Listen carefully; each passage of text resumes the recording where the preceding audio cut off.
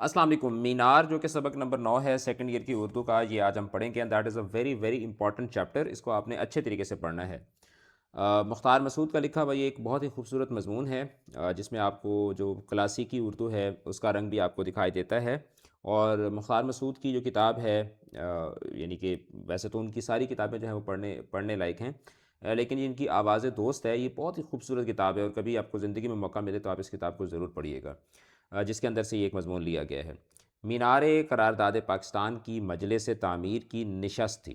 یعنی کہ مینار پاکستان جو ہے جس کو مینار قرارداد بھی کہا جاتا ہے، تو 23 مارچ 1940 میں جب قرارداد پاکستان منظور ہوئی، تو اس میں کیا ہوا کہ اس کے بعد پھر اس کی ان دیٹ کانٹیکس جو ہے وہ وہاں پر ایک مینار جو تھا وہ وہاں پر بنائے جانے کی ایک یعنی کہ یو نو ایک تجویز دی گئی کہ ہم اس کو ایک مونیومنٹ کے طور پر یہاں پر ایک مینار بناتے ہیں. تو قرارداد پاکستان کے مینار کی مجلس تعمیر کہ اس کو کیسے تعمیر کیا جائے، اس حوالے سے ایک نشست تھی. میز کے ارد گرد تمام اراکین جمع تھے. میں آج ان میں پہلی بار شامل ہوا تھا.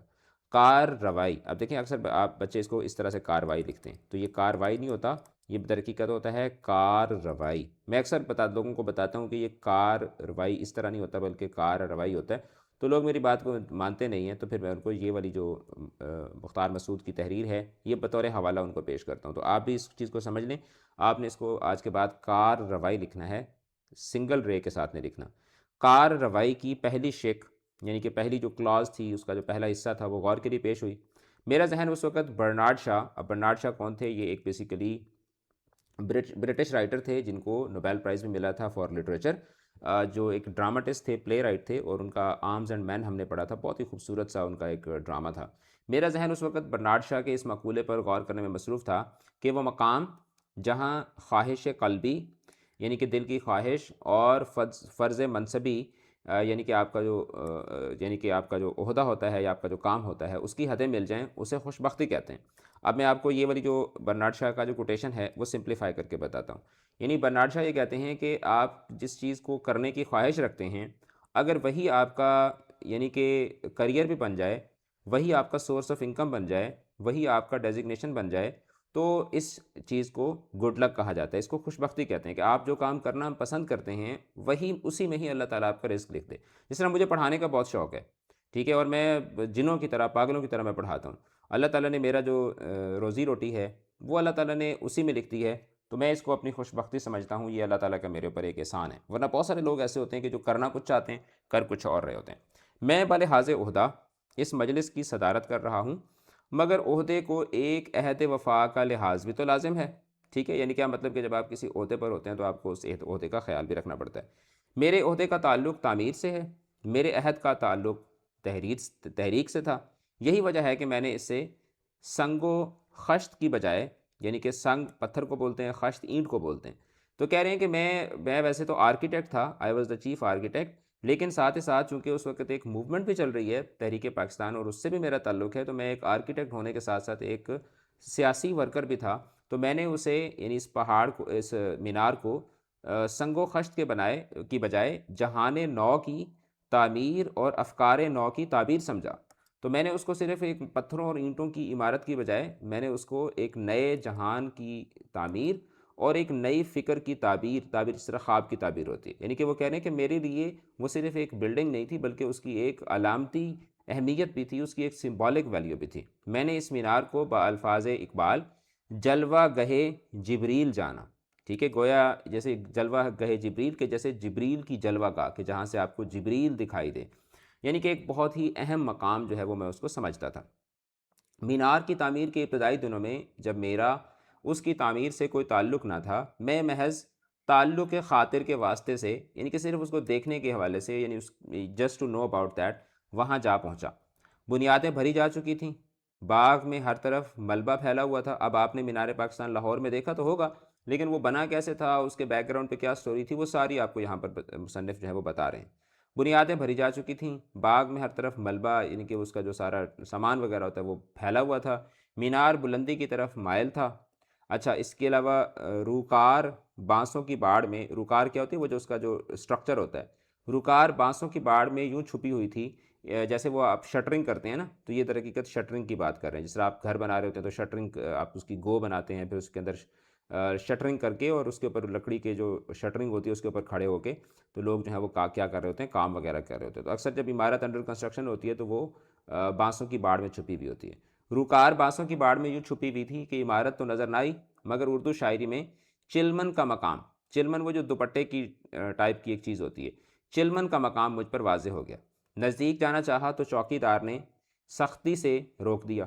یہ تو اس چوکی دار کا ہمسر نکلا جسے مولوی عبدالحق نے وائس رائے کو ٹوک دینے پر آثار قدیمہ سے نکال کر چند ہم اثروں میں شامل کر لیا تھا. تو اب یہاں پر ایک تاریخی حوالہ دے رہے ہیں مولوی عبدالحق کے دور کا. اب کہاں روز روز عبدالحق پیدا ہوں گے اور کس سے فرصت ہوگی کہ عصر نو کے ملبے میں عزت نفس کی تلاش کرے اور ایسے چھوٹے چھوٹے واقعات پر مضمون لکھا کرے. ٹھیک ہے، یعنی وہ کہہ رہے ہیں کہ اب یہ ایک بالکل معمولی سی بات تھی، تو اب کون اتنا، جیسے مولوی عبدالحق جو ہیں جن کو بابائے اردو کہا جاتا ہے، تو جو مولوی عبدالحق ہیں ان کی اگر آپ تحریر پڑھیں تو اس میں آپ کو چھوٹی چھوٹی چیزوں کے اوپر بھی آپ کو باقاعدہ طور پر مضمون ملیں گے. تو کہہ رہے ہیں کہ اب کہاں روز روز عبدالحق پیدا ہوں گے اور کس سے فرصت ہوگی کہ عصر نو کے ملبے میں عزت نفس کی تلاش کرے، کہ یعنی کہ دور جدید ہے. تو آج کل دیکھیں آپ کو اگر کوئی ڈانٹ بھی دے، کسی جگہ سے منع بھی کر دے تو ہم آرام سے منع ہو جاتے ہیں. لیکن اس زمانے میں یہ ہوتا تھا کہ چھوٹی چھوٹی باتوں کے اوپر لوگ جو تھے وہ اپنی عزت نفس کو بہت ملحوظ خاطر رکھتے تھے، اور چھوٹی سی بات کے اوپر بھی لوگ جو ہے وہ غصہ بھی ہو جایا کرتے ہوتے تھے اور اس کو اپنی بے عزتی کا مسئلہ بناتے ہوتے تھے، اور پھر اس پہ مصنفین جو ہے وہ بے دھڑک ہو کر لکھا بھی کرتے ہوتے تھے. کہہ رہے ہیں کہ اب اس نے مجھے ڈانٹ دیا تو اب میں کوئی مولوی عبدالحق تو نہیں ہوں نا کہ میں چھوٹی چھوٹی بات کے اوپر پورا مضمون لکھ دوں. میں نے چوکی دار سے پوچھا یہ کیا بن رہا ہے؟ کہنے لگا یادگار بن رہی ہے.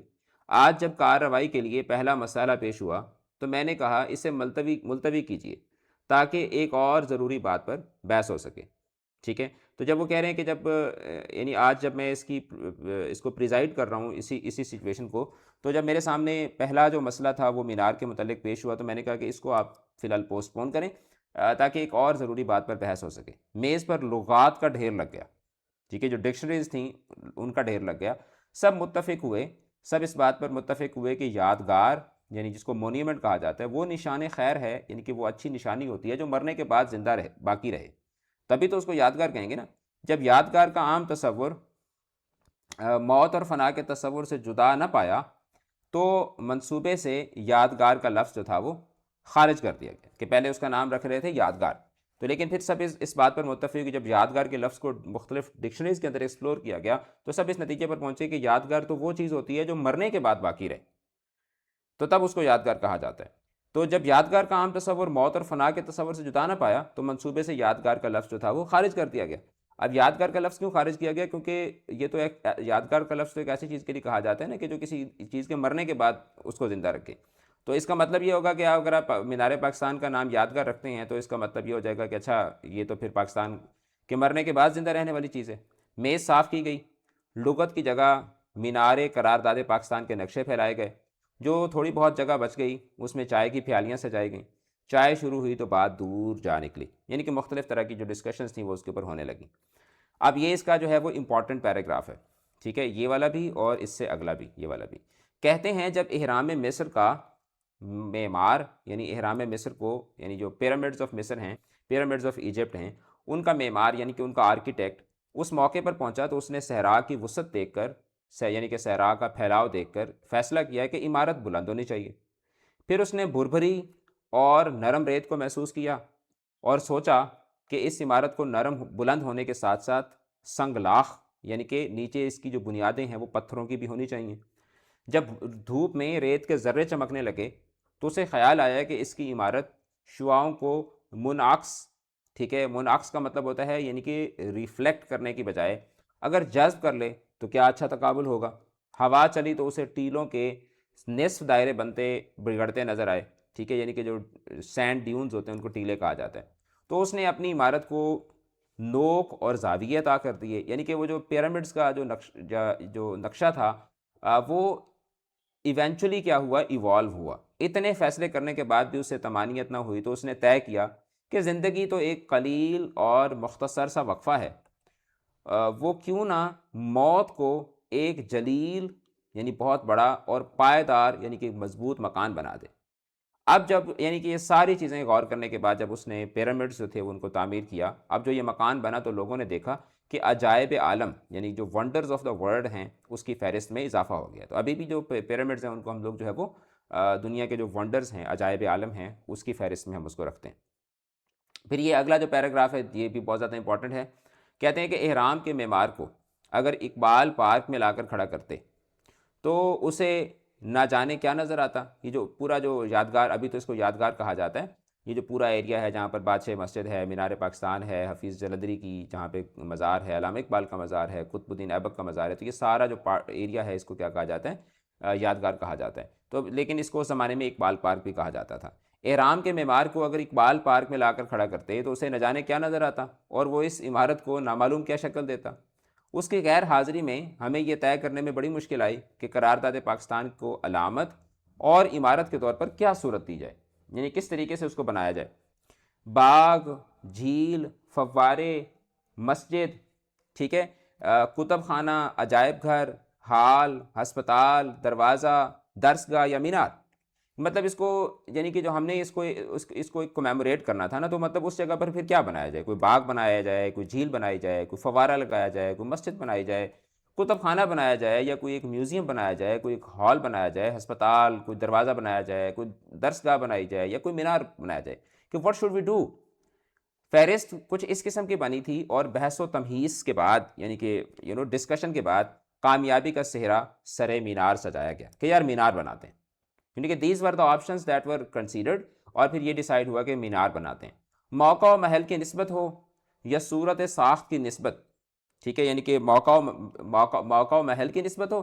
یعنی کہ موقع و محل کا کیا مطلب ہوتا ہے؟ موقع و محل کا مطلب ہوتا ہے کہ جو کانٹیکسٹ، کہ کانٹیکسٹ کو ملحوظ خاطر رکھیں، یا کسی چیز کی صورت اور اس کی ساخت کی بات ہو تو ماہرین کا متفق ہونا ممکن نہیں. جو ماہرین ہوتے ہیں نا، ایکسپرٹس ہوتے ہیں، یعنی کہ آپ 4 بندوں کو بٹھا دیں، ایکسپرٹس ہوں اور کسی بھی چیز کے، آپ ان کو کہیں یار یہ فیصلہ کرو، تو ایک کہے گا نہیں ایسے ہونا چاہیے کیونکہ وہ ایکسپرٹس ہیں نا. تو وہ ان کو درمیان نا، جیسے کہ اردو میں کا ایک محاورہ ہے کہ 2 ملاؤں میں مرغی حرام. 2 مولوی ہوں گے تو ایک کوئی فتویٰ دے گا، کوئی دوسرا فتویٰ دے گا، تو اس میں مرغی بیچاری جو ہے وہ اتنی دیر میں مر جائے گی تڑپ تڑپ کے. تو کہہ رہے ہیں کہ کوئی بھی مطلب کوئی کانٹیکسٹ ہو، کسی چیز کی صورت یا ساخت کو ڈیسائیڈ کرنا ہو تو ماہرین کا متفق ہونا ممکن نہیں ہے. ٹھیک ہے. اقبال پارک کے مشرق اور شمال میں وسعت اور ہریالی، مغرب میں ایک محلہ، کچھ جھگیاں اور گندا نالا، جنوب میں قلعہ، گردوارہ اور مسجد عالمگیری واقع ہے. ابھی بھی آپ جا کے لاہور میں دیکھ سکتے ہیں. اب تو خیر کافی تبدیل ہو گیا، اب وہ جھگیاں اور گندا نالا تو نہیں رہا، لیکن یہ ہے کہ آپ کو جو یعنی کہ مینار پاکستان ہے اس کے جنوب میں ساؤتھ میں آپ کو بادشاہی قلعہ، اس کے ساتھ ایک گردوارہ ہے، گولڈن ٹیمپل جس کو کہا جاتا ہے، اور جو بادشاہ مسجد ہے جس کو عالمگیری مسجد بھی کہا جاتا ہے وہ واقع ہے. ٹھیک ہے. اور اسی طریقے سے اگر آپ اس کے مشرق اور شمال میں دیکھتے ہیں تو آپ کو وہ راوی بھی نظر آتا ہے مشرق والی سائڈ پہ، مشرق اور شمال والی طرف، تو آپ کو ہریالی ہی ہریالی نظر آتی ہے. اب تو خیر شاید نظر نہیں آتی، لیکن اس زمانے کی بات کر رہے ہیں، 1940s کی 50s کی بات کر رہے ہیں.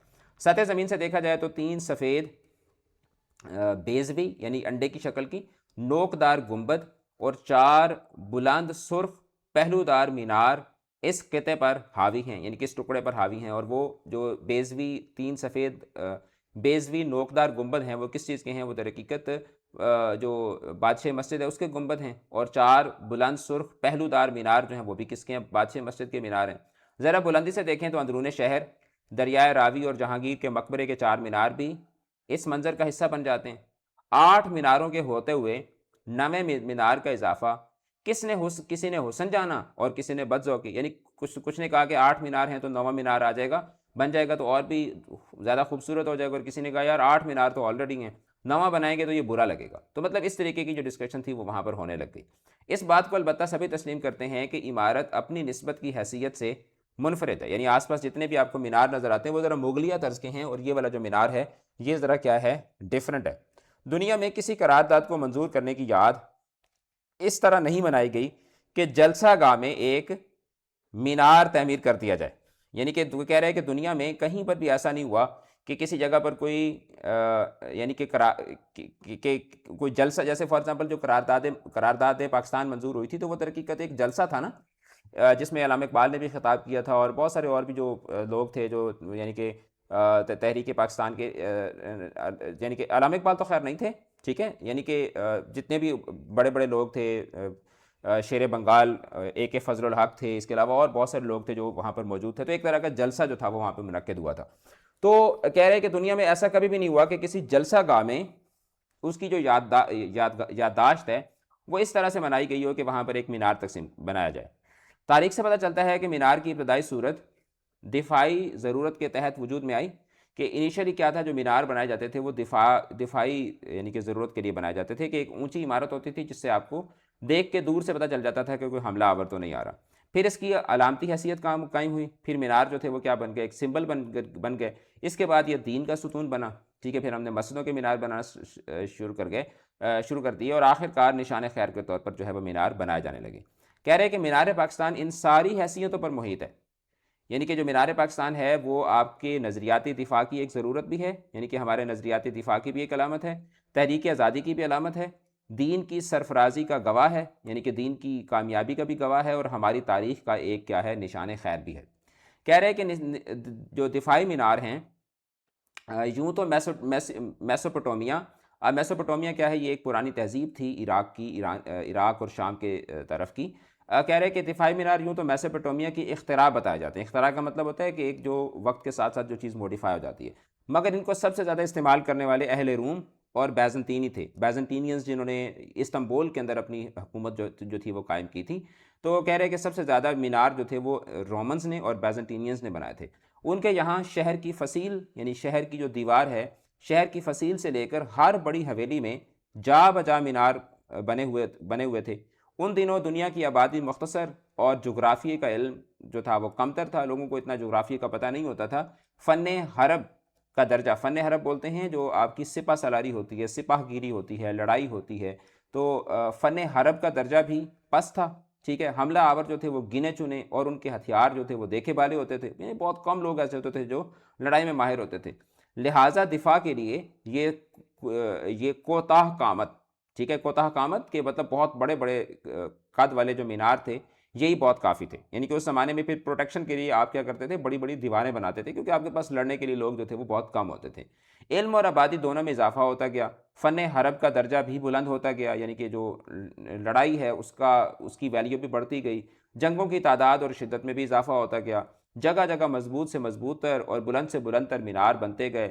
آبنائے باسفورس، اب یہ جو باسفورس ہے یہ در حقیقت آپ نے اکثر دیکھا ہوگا، باسفورس برج جو کہ ترکی میں ہے، جو یعنی کہ استنبول میں جو آپ کو ایک وہ ساری کروز نظر آتی ہے، یعنی کہ وہ دریا جو ایشیا کو اور یورپ کو جدا کرتا ہے، اور اس دریا کے یعنی دوسری طرف یورپ کا، یعنی ترکی جو ہے وہ آدھا یورپ میں ہے اور آدھا جو ہے وہ ایشیا میں ہے، اور اس کو جو باسفورس ہے وہ یعنی کہ جو باسفورس کی جو پٹی ہے یا باسفورس کا جو چینل ہے وہ اس کو کیا کرتا ہے، وہ اس کو جدا کرتا ہے۔ تو آبنائے باسفورس جو ہے یہ کیا ہے، یہ اس کا حوالہ دیا جا رہا ہے۔ آبنائے باسفورس جنوبی فرانس اور وسط چین کی مشہور فصیلیں اور مینار جو ہیں وہ اسی دور کی یادگار ہیں۔ تو باسفورس کے اوپر بھی آپ کو وہ ایک پورا قلعہ نظر آتا ہے، اس کے علاوہ فرانس میں بھی آپ کو نظر آتا ہے، اور اس کے علاوہ جو وسط چین یعنی کہ جو دیوار چین کی فصیل ہے، تو یہ بھی در حقیقت سارے جو تھے وہ اسی دور میں ہی بنائے گئے تھے۔ دیوار چین میں جو اب ہاتھی کے دانت کی طرح صرف دکھانے کے کام آتی ہے، وہاں پر اس کے اوپر بھی جا بجا یعنی جگہ جگہ دفاعی مینار اور برج بنے ہوئے ہیں۔ برج کیا ہوتا ہے؟ برج در حقیقت ایک ایسے کر کے ایک چھوٹا مینار ہوتا ہے جس کے اندر آپ کھڑے بھی ہو سکتے ہیں، کھڑے ہونے کی جگہ بھی بنی ہوئی ہوتی ہے۔ چین گئے تو دیوار دیکھنے کی خواہش کا اظہار کی، دیوار بھی دیکھی اور اہل دیوار بھی۔ معلوم ہوا کہ جو کام پہلے دیواروں سے لیا جاتا تھا اب وہ دیوانوں سے لیتے ہیں، ٹھیک ہے، جو کام دیواروں سے لیا جاتا تھا وہ اب وہ دیوانوں سے لیا جاتا ہے۔ جہاں لوگ شانہ بشانہ، صف بصف ایک دوسرے سے پیوست ہو جائیں، تو وہی سد سکندری ہے اور وہی سد یاجوج۔ اب سد سکندری اور سد یاجوج سے کیا مراد ہے؟ در حقیقت قرآن مجید کے اندر بھی اس کا حوالہ مل جاتا ہے کہ جو سکندر اعظم تھا اس نے یاجوج ماجوج کو روکنے کے لیے ایک دیوار بنوائی تھی جس کو سد سکندری کہا جاتا ہے، ٹھیک ہے، اور قیامت والے دن وہ دیوار گرے گی اور یاجوج ماجوج جو ہے وہ کیا ہے، وہ دنیا کے اوپر حملہ آور ہو جائیں گے۔ تو یہ ایک آپ کو ایک کانٹیکسٹ جو ہے وہ یہاں پر آپ کو پتہ ہوگا۔ تو کہہ رہے ہیں کہ اگر لوگ جو ہیں وہ جڑ کر کھڑے ہو جائیں تو پھر وہی سب سے بڑی دیوار بن جاتے ہیں۔ جس ملک کے لوگ متحد ہوتے ہیں تو ان کا اتحاد ہی سب سے بڑی طاقت بن جاتا ہے۔ ایک دن ہم دیوار کی طرف روانہ ہوئے، سڑک میدان سے گزر کر پہاڑی سلسلے میں داخل ہو چکی تھی۔ دور سے ایسا معلوم ہوا کہ جہاں پہاڑ اور افق ملتے ہیں، افق ہورائزن کو کہا جاتا ہے، وہاں کسی نے سیاہ پینسل سے ایک مدھم سی لکیر لگا دی ہے، کہ دور سے وہ جو دیوار تھی وہ ایک مدھم لکیر، یعنی کہ ایک بالکل ہلکی سی لکیر کی طرح نظر آئی۔ کچھ اور گئے تو دور تک سلسلہ کوہ سنجافی، اب یہ جو سنجافی یعنی کہ جس طرح ہمارے ہاں ڈفرینٹ پہاڑوں کے سلسلے ہوتے ہیں، تو سنجافی جو ماؤنٹین رینج ہے وہ اس کو نظر آئی۔ نزدیک پہنچے تو یہ مدھم سی لکیر حیرت قدہ ہنر بن گئی۔ حیرت قدہ ہنر کے مطلب ایک یعنی کہ ایک ایسا ہنر، ایک ایسی آرٹ آف یعنی کہ ایک ایسی ماسٹری آف آرکیٹیکچر تھی کہ جس کو دیکھ کے انسان جو ہے وہ حیرت زدہ ہو جاتا ہے۔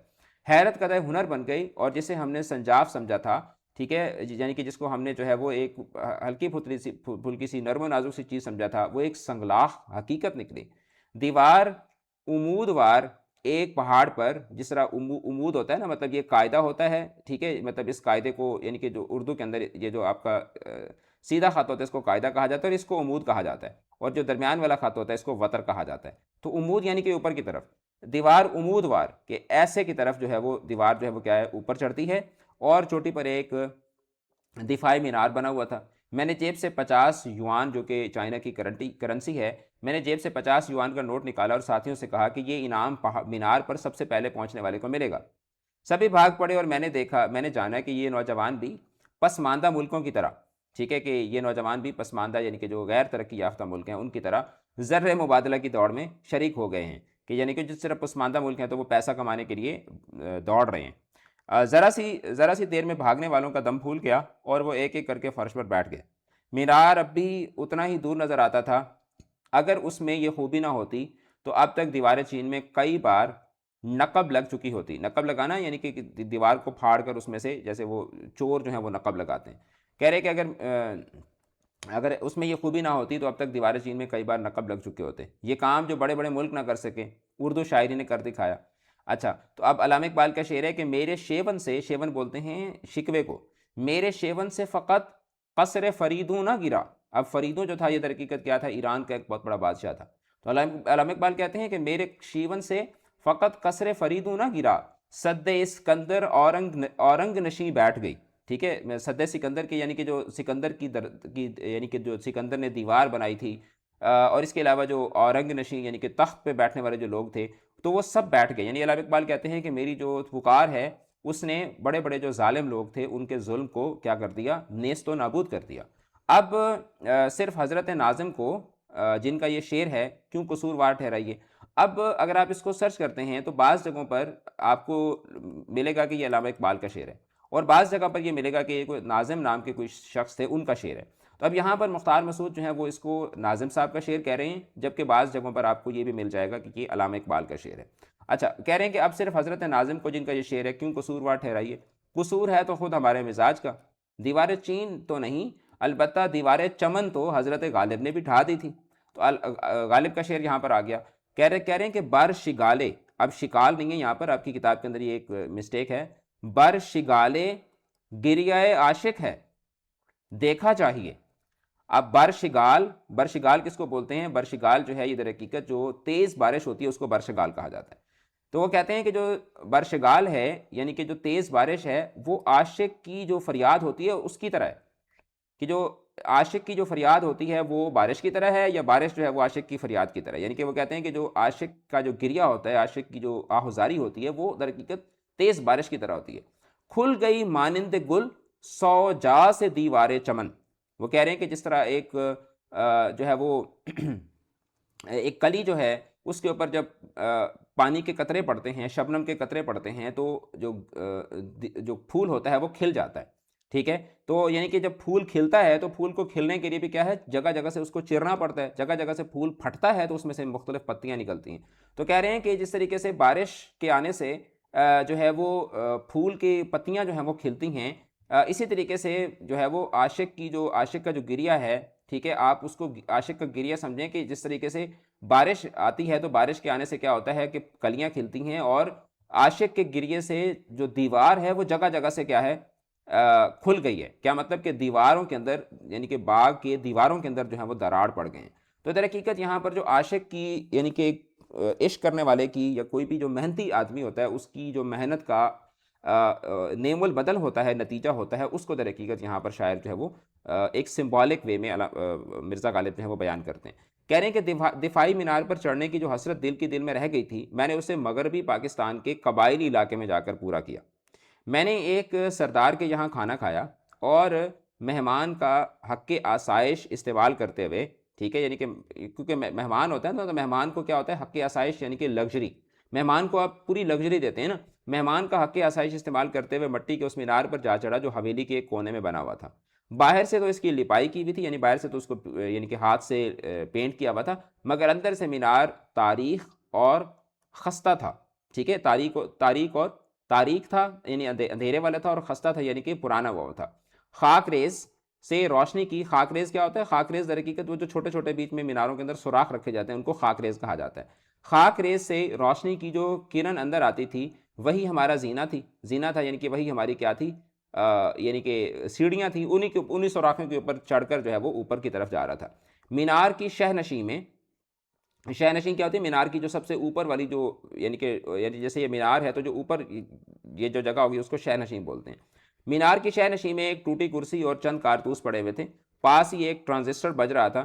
میں نے کبھی ٹاٹ میں مخمل کا پیوند تو نہیں دیکھا، مگر میسوپوٹومیا کے دفاعی میناروں کی طرز کے ہزارہا سال پرانے مٹی کے میناروں میں 20ویں صدی کا بجتا ہوا گاتا بجاتا پیوند لگا ہوا ضرور دیکھا۔ کیا مطلب، وہ کہہ رہے ہیں کہ کبھی میں نے ٹاٹ میں، یعنی جیسے ٹاٹ میں آپ سلک کا پیوند تو نہیں لگاتے نا، پیوند لگانا کیا مطلب ہوتا ہے، جیسے کپڑا پھٹ جاتا ہے تو اس میں پیچز لگاتے ہیں۔ کہہ رہے ہیں میں نے کبھی ٹاٹ میں تو ایک مخمل کا پیوند نہیں دیکھا، لیکن ایک پرانے مٹی کے مینار میں 20ویں صدی کا جو ٹرانزسٹر تھا اس کو بجتا ہوا ضرور دیکھا۔ ٹرانزسٹر ایک طرح کا پرانے زمانے کا ریڈیو ہوتا تھا۔ سمندر کے کنارے جو مینار نشان راہ کے طور پر، یعنی کہ جو لائٹ ہاؤس کے طور پر بنائے جاتے ہیں، ان کے بالائی حصے رات کو روشن رہتے ہیں، اس لیے انہیں روشن مینار یعنی کہ لائٹ ہاؤس کہتے ہیں۔ میں نے سن رکھا تھا کہ یہ مینار طوفانی علاقوں میں خطرناک چٹانوں پر بنائے جاتے ہیں اور ان میں رات کو روشنی کرنے والے کی زندگی جفا کشی اور تنہائی کی عبارت ہے، ٹھیک ہے، کیونکہ رات کو طوفانی، جہاں پر طوفان ہوتا ہے تو پھر رات کو وہاں پہ لائٹ ہاؤس بنائے جاتے تھے، اور وہ ظاہری بات ہے لائٹ ہاؤس کو روشن رکھنے والا جو مزدور ہوتا تھا اس کی زندگی کتنی سخت ہوتی ہوگی۔ اگر طوفان آ جائے تو دنوں تک اہل مینار کا تعلق دنیا سے منقطع ہو جاتا ہے، ٹھیک ہے، جو سمندر کے اندر جو لائٹ ہاؤسز ہوتے ہیں۔ میں نے ایسا ہی ایک روشن مینار دیکھنے گیا، ہر چیز بدل چکی تھی، روشنی اب تیل سے نہیں بلکہ گیس اور بجلی سے کی جاتی تھی۔ مینار والے کی نوکری تخفیف میں آ چکی ہے، یعنی کہ اب اس کی جو نوکری ہے وہ تخفیف یعنی کہ ختم ہونے والی ہے، ڈاؤن سائز ہو چکی ہے۔ ان میناروں کو کسی رکھوالے کی ضرورت بھی نہیں۔ سبک ساران ساحل، ٹھیک ہے، سبک ساران کیا مطلب کہ جو ساحل کے لوگ ہیں، ٹھیک ہے، ساحل پر جو چہل قدمی والے لوگ ہیں، سبک ساری کا مطلب ہوتا ہے کیا کہ چہل قدمی کرنا، کہ ساحل کے اوپر جو چہل قدمی والے لوگ ہوتے ہیں وہ شام کو بٹن نیچے کر دیتے ہیں اور صبح کو اوپر کر دیتے ہیں، تو خود بخود وہ جو لائٹ ہاؤس ہوتے ہیں وہ کیا ہوتے ہیں، روشن ہو جاتے ہیں۔ آہستہ آہستہ پرانے بادہ کش اٹھتے جا رہے ہیں، یعنی کہ پرانا نظام ختم ہوتا جا رہا ہے۔ ترقی نے انفرادی صفات کے اظہار کی کتنی ہی راہیں بند کر دی ہیں، یعنی کہ جو ماڈرن ترقی ہے اس نے انڈیویجوالٹی جو ہے اس کو کیا کر دی ہے، ختم کر دی ہے، اور شجاعت یعنی بہادری زندگی کے کتنے ہی شعبوں میں غیر ضروری بلکہ مضر قرار دے دی گئی، یعنی کہ جو ماڈرن لائف ہے اس کے اندر وہ چیزیں جو ہیں وہ اب آپ کو اس طریقے سے نظر نہیں آتی۔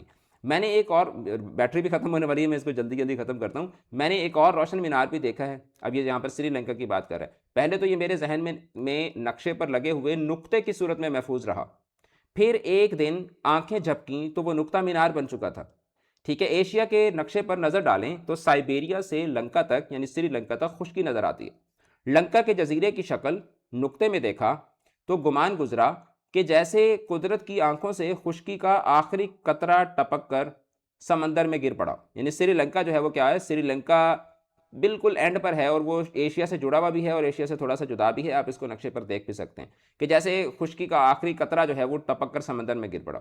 اس جزیرے کی جو جنوبی حد یعنی سری لنکا کی جو جنوبی حد ہے وہ ہمارے نقشے میں زمین کی آخری حد تھی، ہم سمجھتے تھے کہ یہاں پر دنیا ختم ہو جاتی ہے۔ اسکول کے طالب علم نے سوچا کہ خشکی کی اس حد آخر پر کھڑا ہو کر اگر یہ کہیں کہ ایشیا میرے قدموں میں سائبیریا تک پھیلا ہوا ہے، ٹھیک ہے، کہ مطلب آپ سری لنکا میں کھڑے اور آپ کہیں کہ میرے قدموں میں ایشیا، میرے سامنے پورا ایشیا پھیلا ہوا ہے، تو یہ بات جغرافیے کی روح سے درست اور تاریخ کی روح سے کیا ہوگی، نادرست ہوگی، یعنی کہ جغرافیائی اعتبار سے جغرافیکلی تو وہ بات درست ہوگی لیکن ہسٹوریکلی وہ بات درست نہیں ہوگی۔